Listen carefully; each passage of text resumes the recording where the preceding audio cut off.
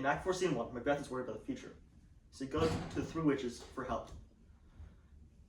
They use their magic and he hallucinates, or in the case of the book, he sees three apparitions, including an armored head, a bloody child, and a crowned child with a tree branch in his hand. Even though he's warned from these apparitions, Macbeth thinks these warnings are outrageous, thinking they would never happen. This causes Macbeth to become overconfident. As the scene goes on, the witches leave, and Macbeth finds out Macduff fled to England and sends someone to kill the rest of his family. When I did my research in the article, Laura Porter mentions that the environment can affect stress levels and mental health. So when Macbeth becomes king, he is surrounded by people he believes might betray him, such as Macduff and Banquo, which fuels his growing paranoia. Later, Macbeth only intensifies his anxiety by constantly pressuring him to take actions he might not have considered on his own. It's more like the environment he's in. The thunderstorm. The storm clearly doesn't help his mental health, as Laura Porter says. Sensory like lighting, temperature, and sounds can cause anxiety and agitation. My article also talks about something similar on how the physical environment affects mental health. Sarah Lindbergh agrees with Laura Porter, saying that the ambiance like light and nature can positively or negatively impact mental health. Factors like light can heavily influence mood and even cause depression if you are kept without it. Macbeth is constantly in a dark and eerie mood where it is more consistently rainy and thundery. I kind of researched something different. Instead of focusing on the environment, I researched how people during that time viewed supernatural beings like the witches. In my article about the history of witches, it is mentioned that during history, witches were often seen as demonic women following the devil. With a bad reputation and seeing their power in action, he's very cautious knowing they had him in the palm of their hands. Well, he was certainly desperate. He knew he was making a deal with the devil and still went on. I wonder if the witches were expecting him. They could see the future, you know? So they were toying with him on purpose? That makes sense. My research also talks about how these witches, as they were seen as parts of the devil, were oftentimes met with violence or execution. Macbeth must have been extremely desperate, as he had the courage to go up to these witches. They were literally seen as criminals by the world, and even partners of the devil. Macbeth's hallucinations are likely caused by his guilt. According to Simon McCarthy Jones, shame and emotional distress can distort reality, making people more prone to hallucinations. Macbeth's guilt from his murders is overstimulating areas of his brain, leading to these visions. McCarthy explains that the brain can misinterpret signals when it's overwhelmed by shame, which fits with that of Macbeth's experience. So his hallucinations are really a reflection of his guilt? Exactly. The apparitions weren't just warnings, they're projections of his subconscious guilt. His mind is clouded by shame, and McCarthy's article helps explain why he's seeing these things. I feel like my research can be seen more in the witches. Instead of being seen as the typical witches people see today with their pointy hats and broomsticks, the witches should kind of be seen as if they came straight from hell, or like hags. Even Macbeth sees the witches as such beings. Upon interacting with the three witches, Macbeth literally tells them, "Though you untie the winds and let them fight against the churches." Believing that what everyone believed at the time, Macbeth kind of sees the witches as like workers of hell who had supernatural powers.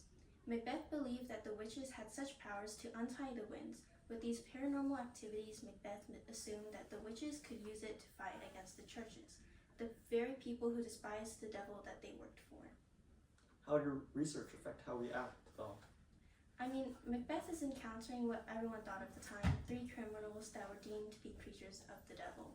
So Macbeth should act as though he is scared and act a little cautious when meeting with the witches. I see. My research kind of also connects to how Macbeth should look like, which is scared. Like what Olivia said, the witches are of the supernatural. In my research, it talked about how the phobia of the supernatural still affects people of all ages. Even though it is attributed to the people that are younger, Macbeth is still scared of the supernatural witches. So, throughout his interaction with the witches, Macbeth should act at least a little bit scared. So basically, his strange fear of the supernatural causes him to be scared of the witches? Yeah, but I wouldn't call it a strange fear. Many people experience this fear. It's normal for them to feel scared around the supernatural. Their lack of exposure is not as much as people are exposed to other fears. This is why many people have the fear of the supernatural. My research kind of talks about how our environment correlates to others' emotions. In our scene, we could use dark lighting, a lack of foliage, and loud sounds to create a moody and dark environment for Macbeth to be in. In doing so, we would correlate and add on to how Macbeth is scared. My research also talks about that too. When people are surrounded by crime, they become increasingly paranoid and anxious. Macbeth is directly involved in a lot of crime, and he's actively trying to avoid the punishment. As he beholds the prophecies, he should be portrayed as very nervous. You should want to know more about his future than what the prophecies tell him.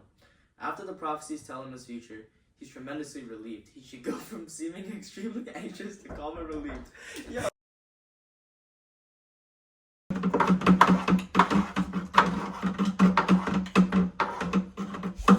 Howdy now, you secret black midnight hags. What is it you do? A deed without a name. I conjure you by that which you profess. However you come to know it, answer me. Though you untie the winds and let them fight against the churches, though the yeasty waves confound and swallow navigation up, though baited corn be lodged and trees blown down, though castles topple on their warders' heads, though palaces and pyramids do slope their heads to their foundations, though the treasure of nature's Germans tumble altogether, even till destruction sicken. Answer me to what I ask you. Speak. Demand. Will answer. Say if thou'st rather hear it from our mouths or from our masters. Call 'em, let me see 'em. Pour and sows blood that hath eaten from our fine Pharaoh. Grease that sweating from the murderers give it throw into the flame. Come high or low, thyself and office deftly show. Tell me, thou unknown power. He knows thy thought. Hear his speech, but thou not. Macbeth, Macbeth, Macbeth. Beware Macduff. Beware the Thane of Fife. Dismiss me enough. Whatever thou art, for thy good caution, thanks. Thou hast heard my fear aright, but one more word. He will not be commanded. Here's another, more potent than the first. Macbeth, Macbeth, Macbeth. Had I 3 ears, I'd hear thee. Be bloody, bold, and resolute. Laugh to scorn the power of man, for none of women born shall harm Macbeth. Then live, Macduff. What need I fear of thee?